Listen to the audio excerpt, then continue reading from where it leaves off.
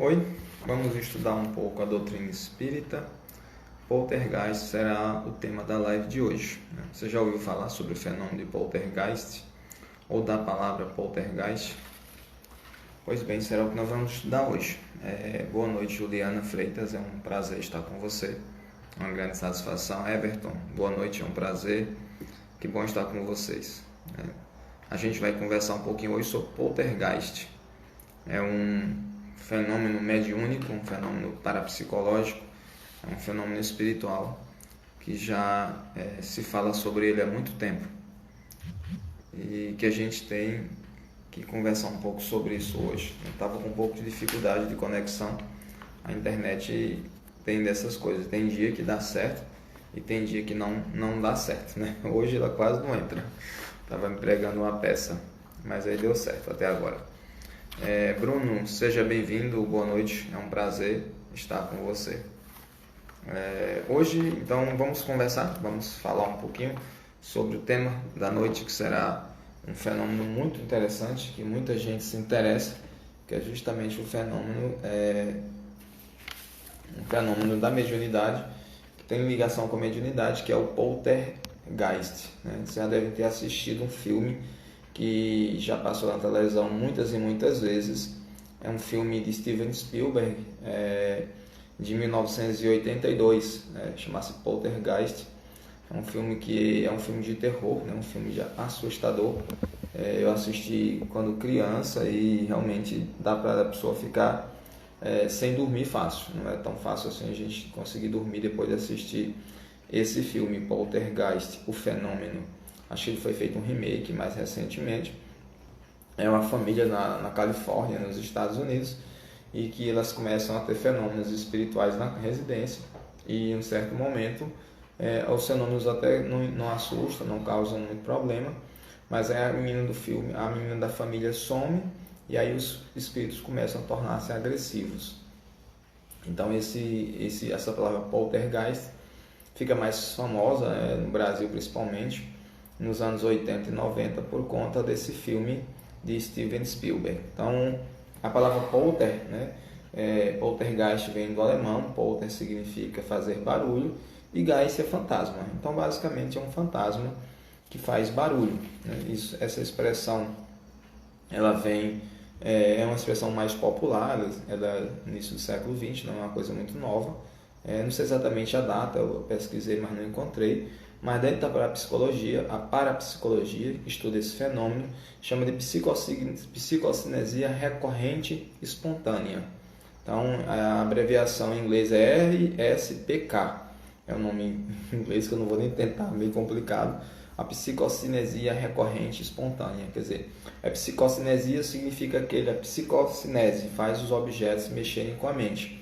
É espontânea porque ela acontece independente da vontade da pessoa e é recorrente.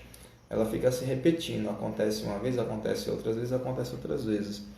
Então, o fenômeno é bastante comum, né, em alguns lugares, né, e outros lugares não aparece de jeito nenhum, mas geralmente não é um fenômeno assim que se encontra em qualquer esquina, não. Tá? É um fenômeno que foi estudado na época de Allan Kardec. O Espiritismo, Allan Kardec chamou esse tipo de fenômeno, não existia essa expressão poltergeist, né? Na época dele, usou a expressão espíritos batedores, né? Existem capítulos no livro dos médiuns chamados mediunidade de efeitos físicos. Então, alguns efeitos físicos, como mover objetos, fazer com que objetos que estavam num quarto desapareçam e apareçam em outro quarto, né? Ou simplesmente sumam e ninguém nunca mais tenha ouvido falar desses objetos. Então, na nossa cultura brasileira, quando um objeto sumia, atribuía-se ao saci, né? Ele era visto como um redemoinho, e que quando o objeto sumia, né, atribuía o saci, né? Então, uma cultura escravocrata, onde o negro não tinha valor, né? O negro era colocado como um ser inferior, o saci ele representava esse fantasminha que fazia as coisas subirem, né? Era um ser da floresta, era um ser da natureza, e era como se fosse um encantado para alguns, né? Ou talvez um espírito para outros, e fazia parte de determinadas culturas, e era a maneira de dizer assim, do homem branco, né? Tinha que ser um negrinho de uma perna só para fazer sumir as coisas aqui em casa. Quer dizer, a culpa do ladrão é do negro, né? De um ser que já era escravizado, um ser que já estava naquela condição, então só podia ter uma certa característica mágica, e que fosse um negro, e que fosse alguém de uma perna só, que tinha lá a sua touca, que tinha propriedades mágicas e fazia sumir os objetos. O Sítio do Pica-Pau Amarelo passou nos anos 70, 80, representava bem, né, que é uma obra do Monteiro Lobato, e que mostrava esse saci fazendo isso. Quer dizer, o espírito de poltergeist, o fenômeno poltergeist, onde objetos somem, objetos aparecem em outros lugares, objetos que estavam numa sala aparecem em outros, e às vezes que estavam trancados em gavetas com chave, esses objetos somem e nunca mais são vistos. Então isso é estudado no Espiritismo. Allan Kardec identifica como fenômenos de materialização, desmaterialização de objetos. São às vezes espíritos batedores que provocam batidas em alguns lugares, queda de objetos, objetos voam pela sala, às vezes pedras caem no telhado, né, vindo de lugar nenhum, às vezes roupas pegam fogo sem que a gente saiba o motivo disso. Então são experiências muito, muito diversas e que tem a ver com a psicocinesia, quer dizer, a psicocinese, que é justamente você movimentar objetos com a mente, né? Um caso mais famoso talvez seja das Irmãs Fox, em 1848, né, em Hydesville, nos Estados Unidos, onde as meninas começam a entrar em contato com o espírito de um mercador que havia morrido ali, o Charles Rosman, e que através de pancadas, os ingleses chamavam de raps, essas pancadas, eles criaram uma tipologia, quer dizer, eles criaram todo um vocabulário onde eles podiam fazer tantas pancadas A, B, C, D e assim por diante. E quando se perguntou ao fenômeno o que ele era, ele mesmo disse espírito. Então não foram as pessoas que imaginaram que era um espírito, foi o próprio fenômeno que disse que era espírito. Esse fenômeno de batidas em objetos, né, que não se sabe de onde vem a batida, às vezes da impressão de vir de dentro da mesa, ou que as mesas se movimentavam, objetos se movimentavam, não se sabia qual era a causa disso. E esses estudos, Allan Kardec inicialmente vai ter em 1855, né, que eram as mesas girantes que tinha na Europa. Allan Kardec não se interessa, quem assistiu o filme Kardec, recomendo, acho que tem no Netflix, recomendo, onde ele se via como uma pessoa cética, ele não queria estudar esses fenômenos, porque ele achava que isso era só fraude ou eram coisas tolas que tinham alguma explicação científica. O século XIX é o século do cientificismo, é o século que procura dar todo tipo de explicação para os fenômenos espirituais ou para as superstições que havia na época, e procura dar explicação científica. Ainda hoje vivemos esse cientificismo, porque tudo que acontece a gente pergunta logo se tem uma explicação científica para isso, né? Acontece uma coisa, existe, deve ter uma explicação científica. Então damos um super valor à ciência como algo capaz de explicar tudo o que existe. E a gente sabe que há limites, né? Não há possibilidade de tudo, de acordo com os conhecimentos que nós temos hoje, científicos, de explicar absolutamente tudo. Tem coisas que, por exemplo, Copérnico disse que a Terra era o centro do universo, depois, né, aliás, vai dizer que o Sol é o centro do universo, e Galileu vai dizer que não é nada disso. Quer dizer, o pessoal anterior dizia que a Terra era o centro do universo, Copérnico vai dizer que é o Sol que é o centro do universo, e Galileu depois vai dizer que não é isso, que o centro do universo ele não sabe nem onde está, que é enorme, não dá para calcular. Então vejam que a ciência está sempre crescendo, aumentando em mais informações, e às vezes ela vai contradizendo, né? Aquilo que antes era uma certeza, daqui a pouco se percebe que não era bem assim, que às vezes a ciência dá explicações em uma direção diferente. Então, geralmente, esses fenômenos têm ligação com perturbação, com batidas, com movimentos de objeto, mudança de objeto de lugar, sumiço de objetos. Às vezes aparecem luzes e às vezes um objeto liga ou desliga sozinho, né? Às vezes um objeto está lá, o ventilador liga sozinho, ou a televisão liga sozinho ou desliga. Então esses fenômenos eles acontecem e são chamados de poltergeist. Muito frequentemente se observou ao longo do tempo que geralmente aconteciam com a presença de adolescentes, né, ou de pré-adolescentes, como a gente chamaria hoje.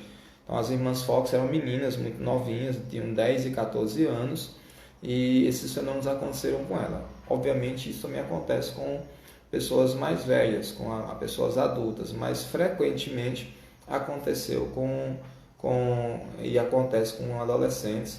Às vezes esse fenômeno ele continua ao longo do tempo, depois do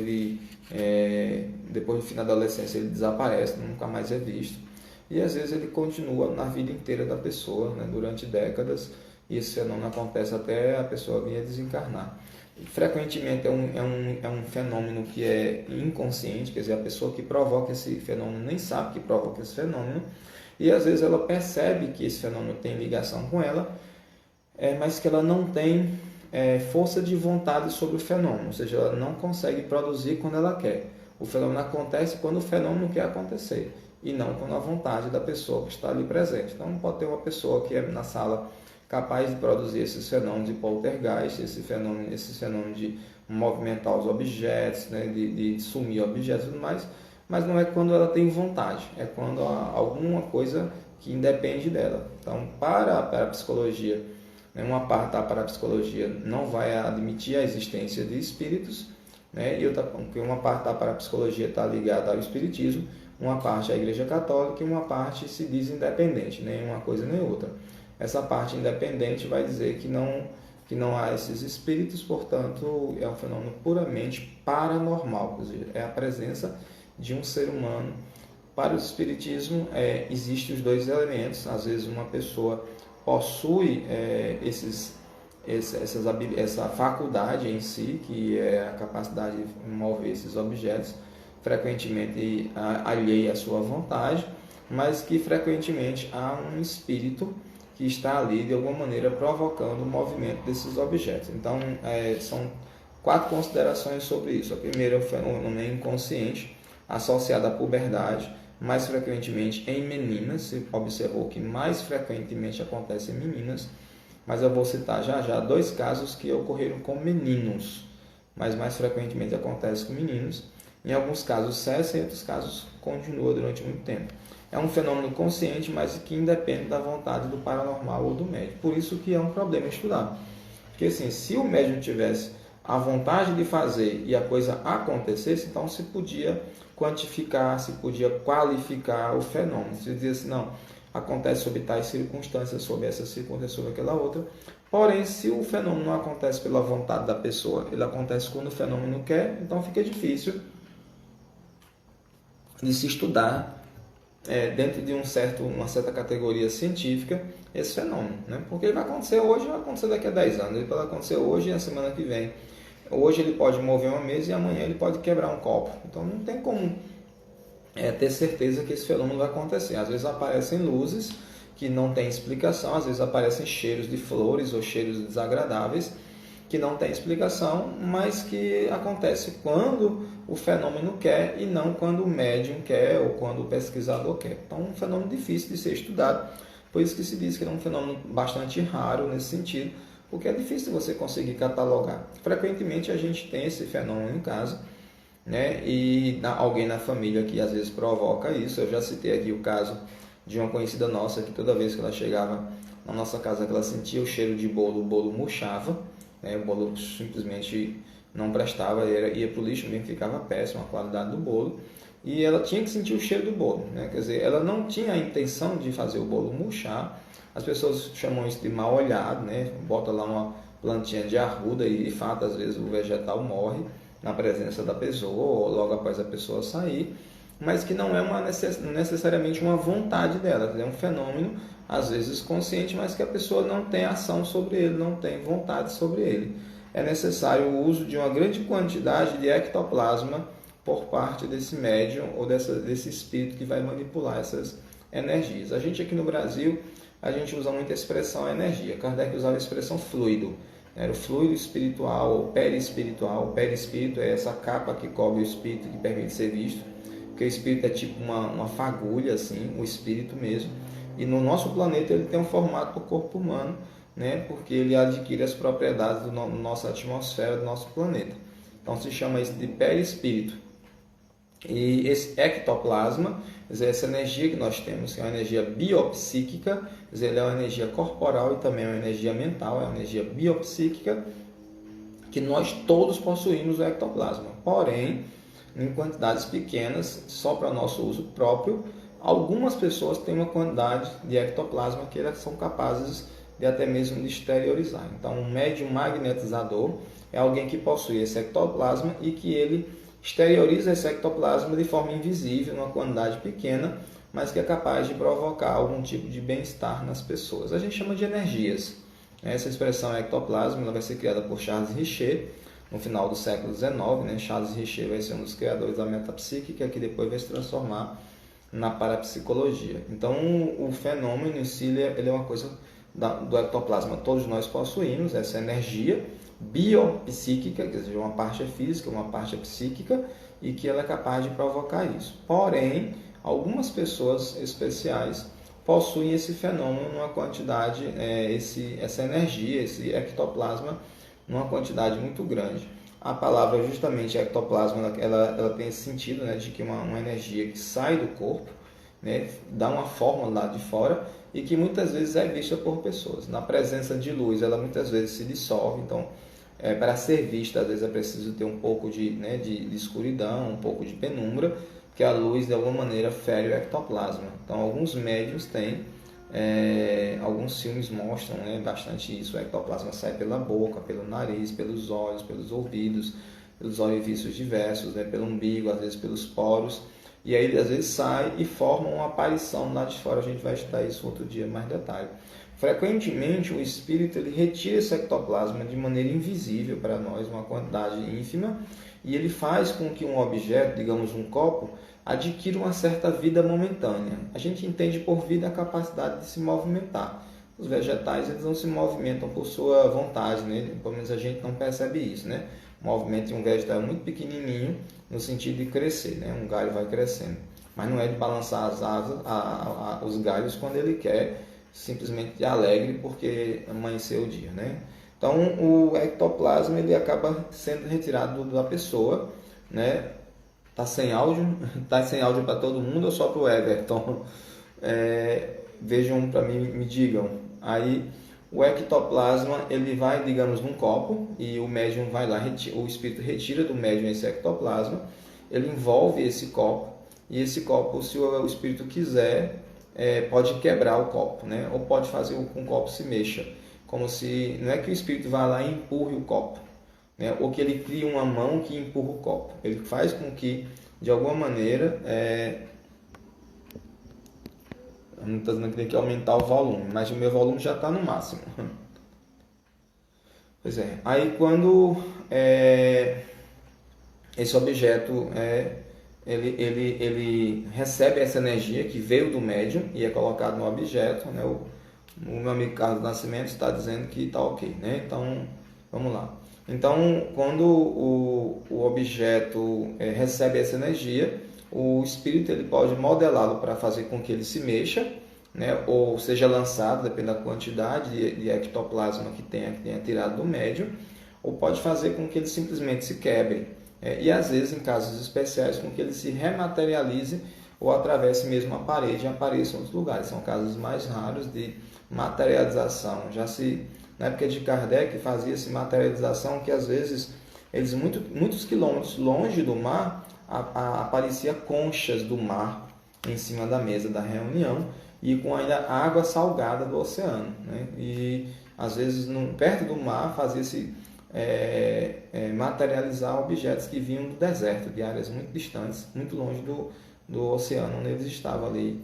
Então eram casos, existem esses casos, eles não são tão comuns assim, mas muitas vezes eles estão presentes em nossas vidas e nós nem sempre percebemos que esses fenômenos existem. Então, geralmente, ele se utiliza dessa energia para fazer com que os objetos se movam. Então, é preciso ter um médium, um espírito, bom ou ruim, só pela vontade dele, ele não faz um objeto se mexer.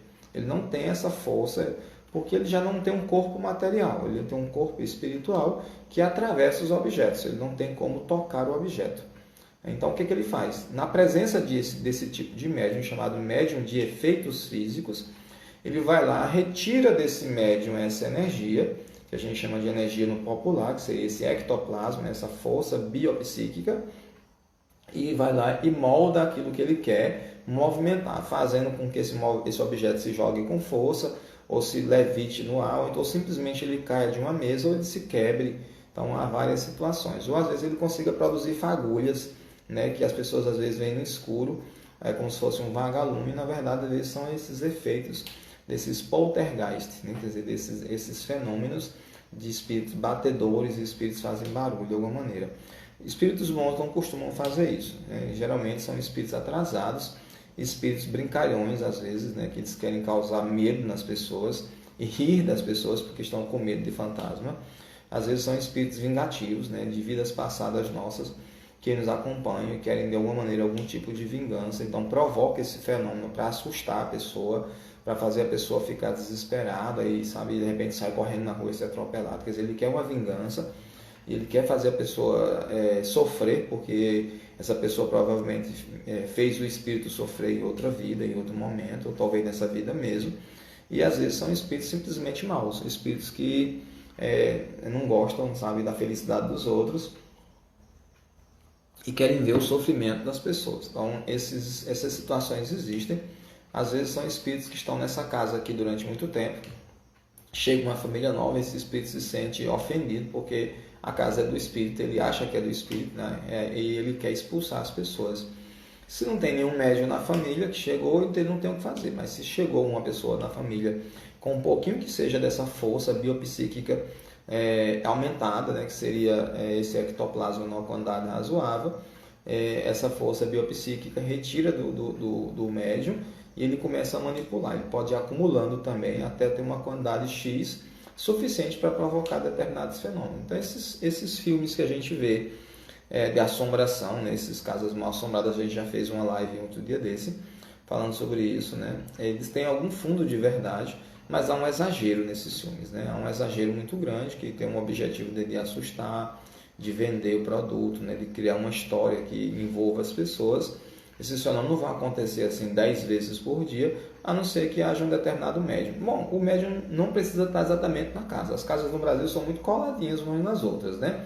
Parede a parede. Então, às vezes, o médium pode estar na casa vizinha, né? Ou uma casa depois ou duas, nas imediações, e ele pode ir lá simplesmente retirar e trazer para onde ele quiser fazer esse fenômeno. Então, isso é possível, porque o espaço é nada para os espíritos, né? Para nós, o espaço é alguma coisa. O tempo é alguma coisa, mas para os espíritos não é, porque eles não têm esse corpo material que nós temos. Então, espíritos elevados não provocam esse tipo de fenômeno. Em alguns casos, quando eles querem se comunicar, às vezes eles podem produzir esse fenômeno, né? Allan Kardec estava escrevendo uma vez em sua residência, ele morava, né, acho que no primeiro andar, e aí estava vindo muito barulho nas paredes, um toque-toque batendo na parede lá. E ele procurou com a esposa dele, né, a Gabi, e não encontrava, né? Quando ele depois teve uma reunião mediúnica, que ele perguntou ao espírito que o acompanhava, né, que é o seu espírito guia, o seu guia espiritual, e ele disse: era eu que estava batendo lá, né? E era um espírito muito elevado. Ele disse: é porque eu queria que você parasse de escrever, porque aquilo que você escrevia me incomodava, porque você cometeu um erro grosseiro lá e você devia ler de novo, né, da linha tal a linha tal, que provavelmente você vai achar o erro. Quando Allan Kardec chegou em casa, assim que ele procurou, ele viu, disse: nossa, como é que eu cometi um erro tão grosseiro aqui, eu ia deixar passar. Quer dizer, o espírito estava acompanhando a escrita de Allan Kardec. Então, talvez a mulher de Allan Kardec tivesse essa habilidade, essa energia a mais capaz de provocar esses fenômenos, talvez o próprio Allan Kardec. Allan Kardec dizia que não era médium, ou talvez alguma vizinhança, alguém com essa capacidade, esse fluido acumulado, essa energia acumulada, que fez provocar esses movimentos. Mas não eram movimentos assustadores, era um movimento de batida, eram os raps, como eram chamados, e era uma batida eventual, que chamava a atenção de Allan Kardec e de sua esposa, mas não causava susto, não causava apreensão neles. Então, espíritos elevados, eles não costumam fazer isso, a não ser que tenham um objetivo muito claro de instruir alguém, de provocar algo assim: estamos aqui e queremos falar com você. Então, geralmente, às vezes o espírito não é mau, o espírito às vezes não é mau. Ele pode simplesmente estar naquela casa, entediado de morar naquela casa sozinho ali, ele não consegue ir para outro lugar porque ele viveu naquela casa, passou a vida inteira ali, ele morreu e ele não sabendo para onde ir, ficou ali, apegado àquele ambiente, aquela casa, ele acha melhor ficar por ali. Chegou uma família muito tempo depois, ele está entediado, quer se comunicar, percebeu que alguém tem essa energia que poderia ser utilizada para isso. Isso, pelo espírito, muitas vezes é feito de maneira inconsciente.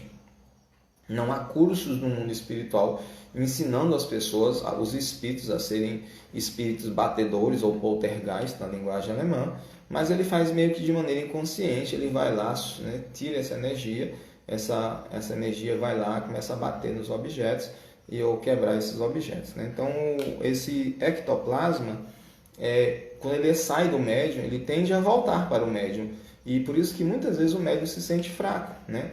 Só que provavelmente ele não volta 100%, né? Há uma perda nesse processo, o que faz com que o paranormal ou o médium fique cansado, de alguma maneira, que ele precisa repor essa energia. Às vezes só uma boa noite de sono, ou então um momento de repouso, já é suficiente. A alimentação do dia a dia já é suficiente para ele recuperar essas forças. E tem médium que demora mais, né? Porque depende também de quanto energia foi utilizada, de quanto foi devolvido. Na época, Allan Kardec ele cita no Livro dos Médiuns, em algumas passagens, sobre transfiguração, que é um dos fenômenos que a gente vai estudar depois, que pesava-se o médium antes, né, de começar a reunião mediúnica, ele pesava, digamos, 60 quilos, e aí durante o processo pedia-se que o médium subisse na balança, e o médium estava pesando 58 quilos ou 55 quilos, né? Por quê? Porque ele às vezes tirava essa energia para produzir um fenômeno que às vezes acontecia durante a reunião, né? Era um fenômeno estudado, solicitado aos espíritos para estudo, os espíritos provocavam isso, e o médium às vezes perdia peso. E aí depois se fazia novamente, depois terminava a reunião mediúnica, novamente se pesava o médium, e aí ele estava de volta com o peso inicial. E às vezes com algumas gramas a menos, era 60, estava com 59,700, quer dizer, perdia-se alguma coisa, porque a pessoa havia externalizado essa energia, né? Ectoplasma, ecto quer dizer externo, e plasma quer dizer forma, então dá uma forma externa, é uma coisa perceptível, que os magnetizadores, né, que a gente tem nos dias de hoje, que no centro espírita são chamados de médiuns passistas, né, de suas mãos saem, mas não é visível para todo mundo, né? Pouca gente consegue ver, na verdade. Alguns casos, Allan Kardec cita, né, o caso mais famoso está na Revista Espírita, de fevereiro de 1858. Allan Kardec ele escreveu os livros, né, mais ou menos a cada 2 ou 3 anos. Ele publicava um livro, o Livro dos Espíritos, em 1857.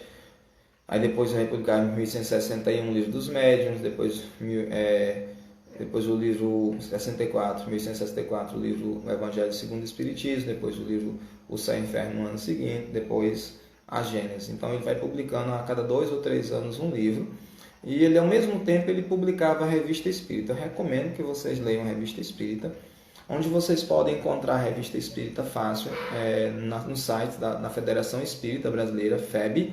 Se você botar FEB, F-E-B, no Google, vai direto para lá, você escreve no busca Revista Espírita, você vai poder baixar em PDF e ler no seu celular, no seu computador. Tem um site também muito interessante, muito bom, que tem toda a codificação, que é Kardecpedia.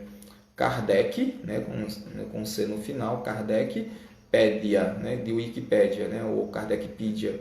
Lá tem toda a codificação, tem os livros de Allan Kardec e tem a Revista Espírita ano por ano. Você clica lá, é fácil porque é online, não tem que baixar nada, você clica, ele já abre, e aí vai ter Revista Espírita janeiro, fevereiro, março, aí você clica, aí vai aparecer o índice, você clica no item, aí vai abrir o índice, então é bem leve, é bem fácil. Esse site Kardecpedia eu utilizo muito para ler a Revista Espírita. Basta ter acesso à internet que você consegue. E se você não tem, está no Wi-Fi, baixa da Federação Espírita e você consegue ler a Revista Espírita. Então, o Daniel Douglas Home, que é um médium muito famoso da época de Kardec, na Revista Espírita de 1858, no mês de fevereiro, ele vai publicar vários outros meses, em outros momentos, mas esse Daniel Douglas Home, ele era um dos médiuns mais famosos que produzia esses efeitos físicos na época de Kardec. Ele tinha 20 e poucos anos, acho que uns 24 anos mais ou menos, quando Allan Kardec estava escrevendo a doutrina espírita, e ele produzia esses fenômenos. E um fenômeno que era muito ímpar na parte dele era o de levitação. pessoas famosas da época, assim, médicos, engenheiros, advogados, políticos, o viram mais de uma vez levitar, sair do chão, e ele foi visto em praça pública a 24 metros de altura. Já pensou? 24 metros, ele estava muito alto, simplesmente sem apoio. Naquela época não tinha avião, não tinha nem elevador, essas coisas, e ele conseguiu levitar. Às vezes via-se ele sair de uma sala onde tinha muita gente, flutuando, saía por uma janela e voltava por outra. Então, casos de levitação muito raros, né? E esse Daniel Douglas Home produzia esse fenômeno. Só que ele não produzia quando ele queria. Frequentemente, ele se assustava quando o fenômeno acontecia. E, às vezes, ele já estava tão acostumado com alguns fenômenos mais comuns que ele nem prestava atenção. Tem um dos casos que ele cita na Revista Espírita, que ele está em sua casa e uma pessoa veio visitá-lo, uma pessoa da sociedade parisiense, e enquanto eles estavam conversando, um garçom, um mordomo veio trazer uma bandeja com comidas, com chás, com alimentos, e durante o curso ele tropeçou, e a bandeja virou no ar e caiu inteira, sem mexer nada em cima da mesa, causando uma atenção, né, das pessoas, porque era um fenômeno incrível, né? A bandeja devia se espatifar toda no chão, cair tudo, quebrar tudo, e a bandeja virou ao contrário e caiu bem direitinho, sem que nenhum objeto estava, como se tivesse todos os objetos colados na bandeja. Então o Daniel Douglas Home, ele produzia esses fenômenos, frequentemente não era assim, com sua vontade, mas esses fenômenos aconteciam em decorrência do tipo de mediunidade que ele tinha. Ou seja, havia a presença de espíritos,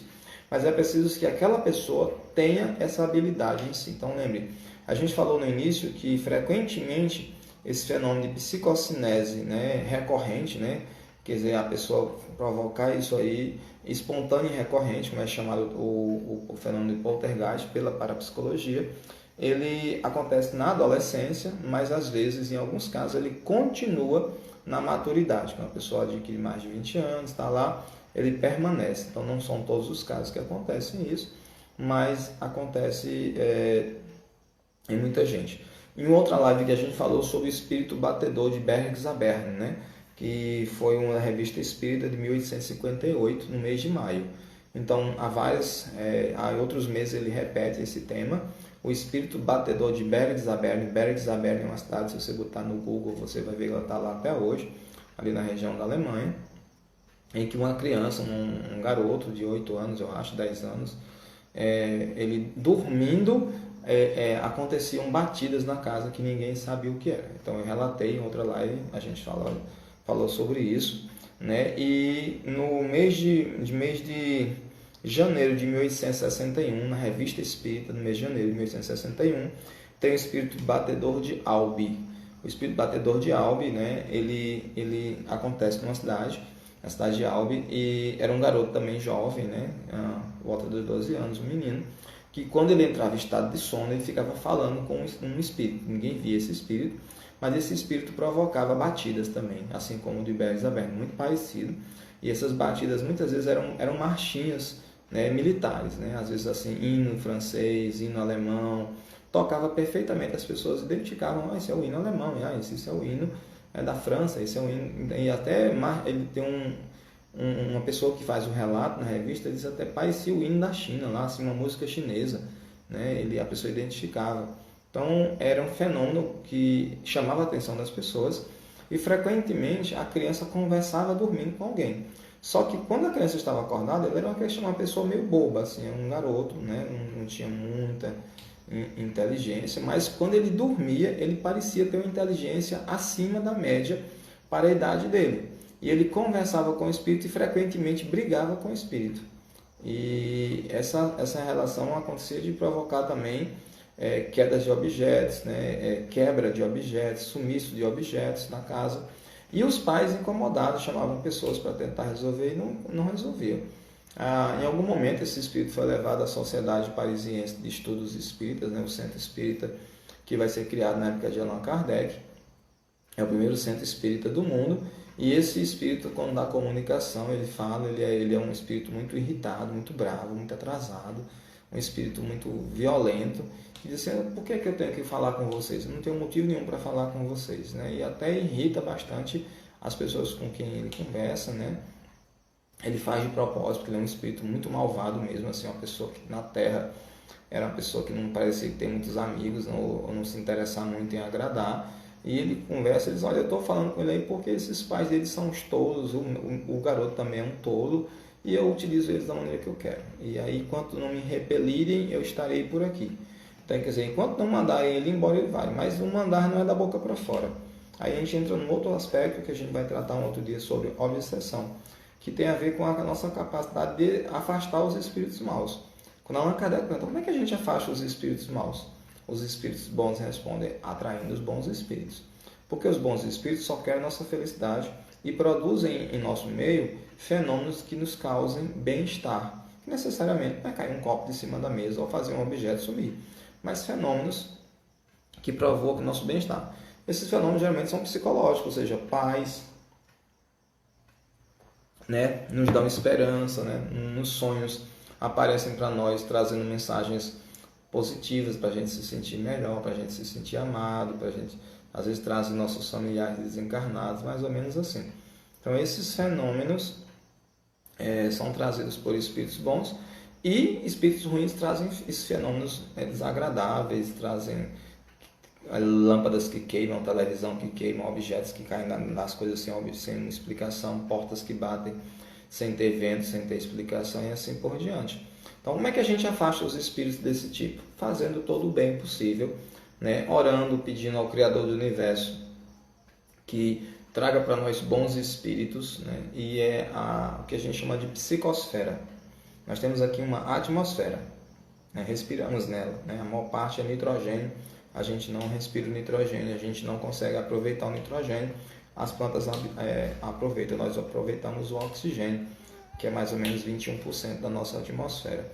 Nós também temos uma psicosfera, ou seja, em torno de nós, os nossos pensamentos, eles criam um tipo de atmosfera chamada de psicosfera, que impregna os objetos, que tocam as pessoas.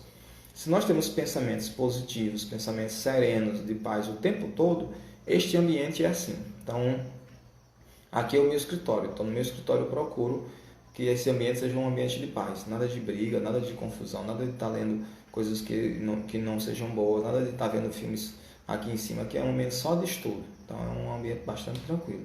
Quer dizer, é para a casa toda ser assim, né? É para que eu seja assim a vida inteira. Mas, às vezes, um ambiente, por exemplo, um ambiente de uma igreja, as pessoas têm que ter respeito, porque se cria uma psicosfera, um ambiente de uma sala de aula, onde as pessoas tentam fazer isso, mas há muitas mentes ali agitadas, pensando coisas diferentes, né, e as mais diversas coisas. Então a gente cria uma psicosfera. Você já deve ter chegado perto de uma pessoa e tem uma sensação desagradável. Quer dizer, às vezes a psicosfera dessa pessoa é desagradável porque ela tem pensamentos, sentimentos violentos, sentimentos desagradáveis, pessimistas, e isso fica. Então, se a gente quer afastar os espíritos ruins, a gente tem que ter uma psicosfera positiva, uma psicosfera que atrai coisas boas, né? de esperança, de paz, né? de bons pensamentos, de uma visão positiva da vida, né? De serenidade. Só ficar rezando não adianta, a gente ficar rezando o dia todinho e depois fazer coisas ruins, ou ficar falando da vida alheia, ou causar prejuízo aos outros. Então não adianta a gente rezar. Então é importante a gente ter, de alguma maneira, essa vivência no nosso dia a dia, nossa mentalidade, meditar, ter momentos de reflexão, então tudo isso ajuda. Esse espírito que pode estar na sua casa causando esses fenômenos, um dia ele vai ter que se afastar. Por quê? Porque o ambiente lhe causa mal-estar. Quer dizer, uma pessoa que é do bem, quando chega num lugar que o ambiente é pesado, é desagradável, ela não se sente à vontade, quer o mais rápido possível ir embora. O oposto também, quando um espírito é muito atrasado, que ele chega num lugar onde só há coisas positivas, só há felicidade, só há pessoas falando de assuntos bons, esse espírito se sente, nossa, aqui não é o meu lugar, eu quero ir para um lugar diferente. E aí a gente vai. Então, onde é que você vai encontrar pessoas, por exemplo, que bebem? Né? É mais frequente você encontrar em bares, né? Você é um exemplo, mas você pode encontrar pessoas que bebem em todo lugar, na sua casa, em minha casa, em todo lugar pode ter pessoas que bebem. Mas o lugar mais frequente é um lugar, um restaurante, um bar, onde as pessoas frequentemente se reúnem, vão se alimentar e às vezes também beber. Então é a mesma coisa, né? Onde é que você vai encontrar pessoas que cometem crimes, né? Bom, era para estar na cadeia, né? Que cometeram um crime, né? Deveriam estar na cadeia. Mas se você for numa cadeia, você provavelmente vai encontrar muita gente ali que cometeu algum tipo de crime. Ou seja, nós vamos para os nossos lugares de acordo com nossos pensamentos, com nossas atitudes, né? Com nossa psicosfera. Então, nesse lugar não vai ter santinho que estava rezando e entregando donativos para idosos, não. Vai ter pessoas que de alguma maneira cometeram um crime. Então, na minha casa também, na sua casa, a gente também não é santinho, não. A gente também comete erros, a gente fala bobagem, a gente às vezes explode, a gente também faz coisas que não gostaria. Mas o ideal é que a gente se recomponha o mais breve possível, né? E aí se recompor significa assim, nossa, eu fiz uma bobagem, vou tentar recuperar isso, vou fazer as pazes com quem eu briguei, vou tentar ajeitar aquilo que eu quebrei. E isso é que afasta os espíritos ruins, os espíritos que causam algum tipo de baderna na nossa casa. Então, como afastar um poltergeist? Fazendo bem, né? Esse poltergeist ele vai embora porque eu rezo, porque eu faço exorcismos, porque eu chamo um espírita para fazer isso, um parapsicólogo ou qualquer pessoa de qualquer denominação espiritualista? Não, porque se a pessoa mantém aquilo que atrai o espírito, então esse espírito vai continuar vindo para a nossa residência por tempo indeterminado. Então, o que atrai os espíritos para nós é aquilo que nós somos. Então, se eu sou uma pessoa cheia de vícios, atrairei espíritos viciosos. Se eu sou uma pessoa que pratica o bem para as pessoas, eu vou atrair espíritos que também se sentem na vontade de fazer o bem para os outros. Então, recomendo a leitura da Revista Espírita. Vão lá nesse site, Kardecpedia, ou Kardecpedia, como queiram, e aí vocês vão ver esse site, dá para ler online, ele é bem levezinho. Pode baixar na Federação Espírita Brasileira também todo o livro dos espíritas, né? Lá tem PDF, dá para ler no celular, dá para ler no tablet, no computador, na televisão em alguns casos. E você pode baixar também os livros espíritas, como a Revista Espírita e alguns livros também. A obra de Chico Xavier, né, do médium Chico Xavier, também está lá, e a maioria dos livros está lá para a pessoa baixar e ler à vontade. Bom, essa live vai ficar salva no IGTV, e também a gente criou um site, aliás, criou um canal do YouTube chamado Reflexão Espírita, colocou lá Prof. Júnior Historiador para ficar mais fácil. Se você colocar no YouTube Prof. Júnior Historiador, que é o nome dessa conta, você vai achar. E aí estão lá as lives, já deve ter mais de 15 lives lá, vídeos para você assistir. E você ter as suas dúvidas, perguntar, discordar, dar a sua opinião. Então vai estar lá mais tarde. Daqui a pouco, assim que terminar aqui, eu já vou começar lá a colocar. Mais tarde vai estar lá, vou colocar o link aqui na bio do IGTV e você só clicar e vai bater lá facilmente. E aí você se inscreve, divulga o canal, que está divulgando não uma pessoa, está divulgando a doutrina espírita. E, obviamente, eu como ser humano qualquer posso cometer meus erros, falar alguma coisa que não é exatamente assim, e você pode perceber e comentar lá, gente, você disse isso, eu vi em tal lugar que não é assim. Ah, é verdade, eu me enganei, vamos corrigir no momento oportuno. Então, quem é dono da verdade, né, está falando muita bobagem por aí. Eu com certeza não sou dono da verdade, estou exposto a cometer erros porque sou um ser humano ainda frágil em processo de crescimento. Então, quem quiser, dá uma clicada lá, se inscreve, compartilha, divulga, porque você vai estar divulgando a doutrina espírita. Com a maior caridade você pode fazer o espiritismo, é a sua divulgação. Queria agradecer pela presença de vocês na live de hoje, agradecer a um monte de gente entrou aí, algumas pessoas ficam, outras pessoas entram e depois saem, porque não é na sua vibe esse tema, mas aí queria agradecer a presença de todos vocês, desejar muita paz. Sexta-feira a gente vai estar aqui novamente com outro tema, 8 horas da noite. Então, quem quiser também sugerir algum tema, uma amiga minha sugeriu um tema ontem, eu vou estar pesquisando sobre ele, amanhã eu divulgo se dá certo fazer